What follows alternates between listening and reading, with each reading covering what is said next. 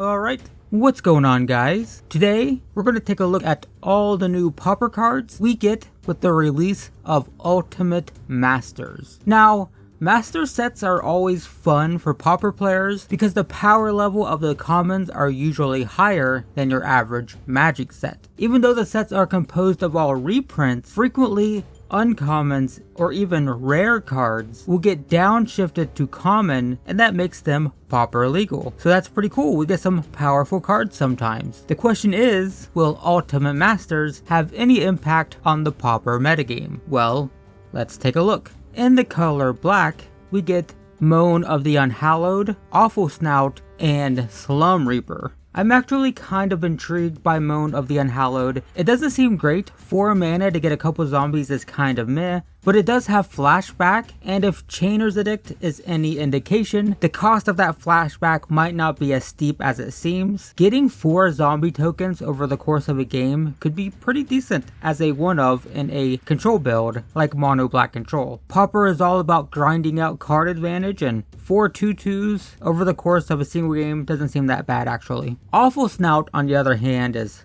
well, pretty awful. A 3 mana 2/2 with flash that exiles a single card when it dies. You can evoke it for 1 to exile something in an emergency, but overall it feels pretty bad. And then Slum Reaper is, I don't know, kind of decent. I mean, it's kind of like Geth's Verdict that can put out a 4/2 if you have a smaller creature to sacrifice. It doesn't seem that great, but I could see it being played in budget and jank decks. 4 mana for 4 power isn't horrible. In red, we get Arena Athlete, Molten Birth, Reckless Worm, and Spark Spitter. Arena Athlete seems pretty mediocre. A 2 mana 2/1 that makes a creature incapable of blocking for a turn if you trigger Heroic. I don't know. Red-White Heroic is already a thing, and I don't really think it has room for something like this, so not super impressed by it. Now, Molten Birth is ultra janky and kind of fun. For 3 mana, you put 2 1/1 elemental tokens into play, and then you flip a coin.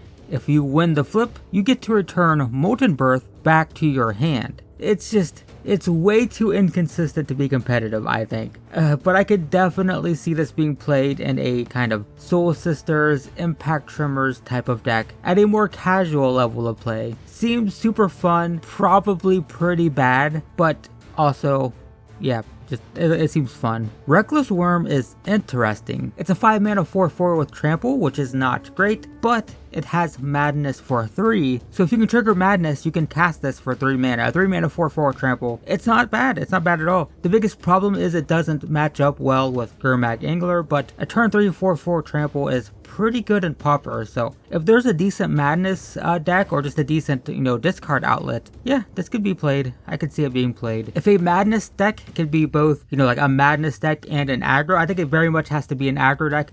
This isn't going to be good late game in a Madness control deck. You might as well just play Gurmag Angler or something like that.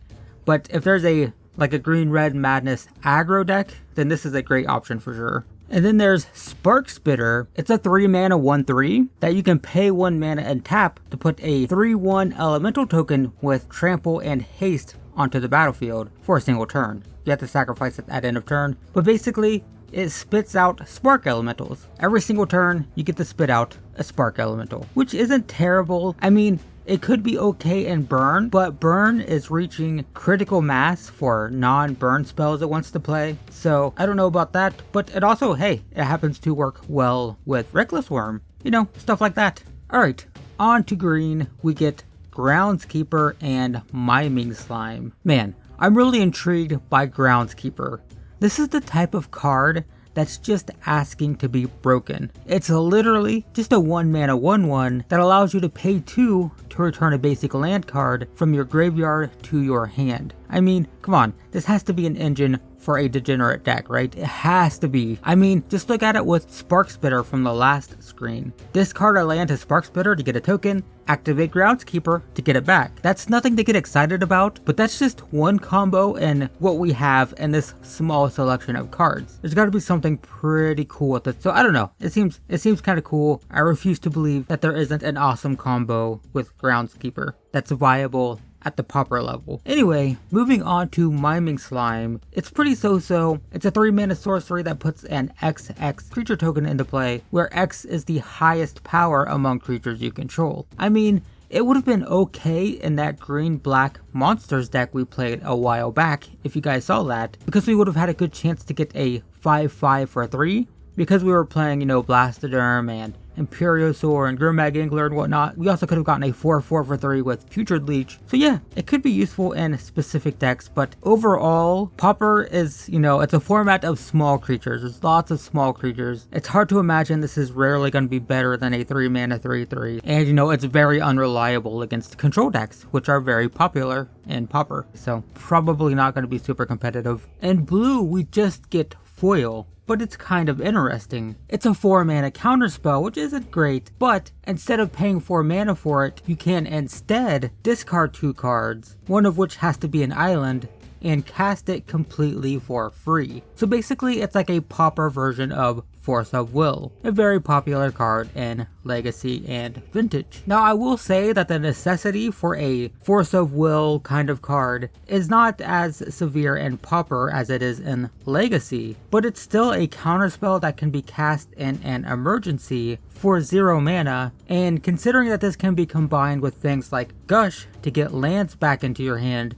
yeah, I think it's pretty decent. Alright, moving on to the color white, we get Lotus Eye Mystics, Mammoth Umbra, Resurrection, Spear Cavalry, Tethmas High Priest, and Wandering Champion. Alright, so Lotus Eye Mystics is a 4-mana 3/2 with Prowess that, when it enters the battlefield, lets you return an enchantment card from your graveyard to your hand. It's not bad. There is certainly a lot of value to be had here. It's a potential beater that nets card advantage if you're playing a lot of enchantments, and it works really well with White's primary removal spells and Pauper, Journey to Nowhere and Oblivion Ring. I don't know if it'll see play, but it's not horrible. Mammoth Umbra is an aura that gives a creature +3/+3 and Vigilance, plus it has Totem Armor, so it protects the creature it's enchanting. It's a little bit expensive, and the totem armor isn't super relevant against a lot of the removal in Pauper, because most decks are forcing you to sacrifice your creatures, as well as just exiling them with enchantments, so I think it might be just too clunky, and it's just not good enough against the removal that's being played in Pauper.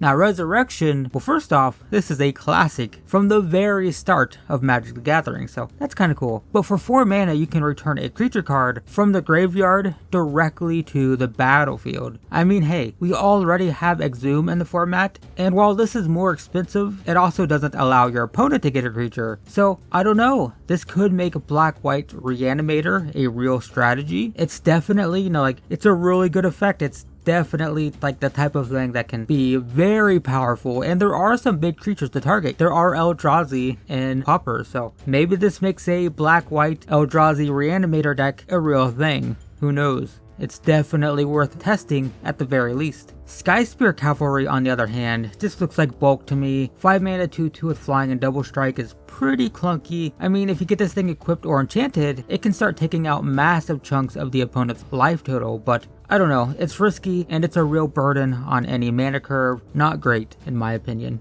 Tethmas High Priest is kind of interesting though. A 3 mana 2/3 is pretty okay, but it has Heroic, and every time you target it, you get to return a creature with a converted mana cost 2 or less from your graveyard straight to the battlefield. Another Reanimator card. That's a pretty powerful effect, and could result in a ton of card advantage throughout a game, but it is a little clunky. It requires you to have a bunch of small creatures in the graveyard, and a lot of spells to trigger Heroic. So, it requires a very specific balance, right? Definitely if it goes unanswered, and if you do have the right balance of spells or creatures, I mean, it will generate a ton of value, and that's usually a good thing in Pauper. And then finally, there's a Wandering Champion, a 3/1 that, when it deals combat damage to a player, if you control a blue or red permanent, you can discard a card to draw a card. I don't know, it's interesting, but it's weak in combat, and it could be difficult to trigger. I mean, unless you're playing it in a Jeskai control as like the only creature, and you're very good at keeping the board clear, then even then it's kind of okay. It's like a Pauper version of like, I don't know, Smuggler's Copter, sort of, except not really at all, but it seems pretty unreliable. In the artifacts department, we get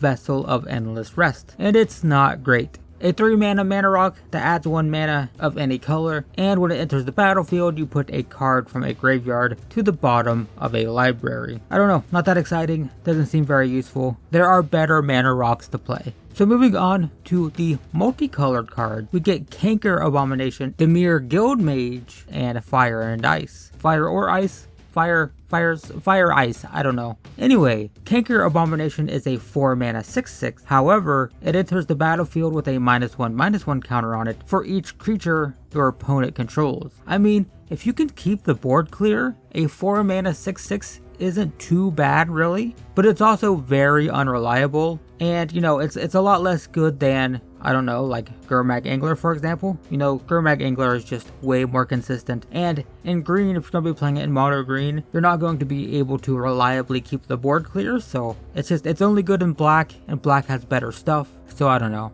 Damir Guild Mage is a 2 mana 2/2 that allows you to pay 4 to draw a card or force your opponent to discard a card. Yeah, it's not bad. The card isn't great in most formats, but Pauper is super grindy, so even though it's 4 mana for a single card, it's probably viable in a blue-black control build in Pauper, since most games do go pretty deep in turns anyway.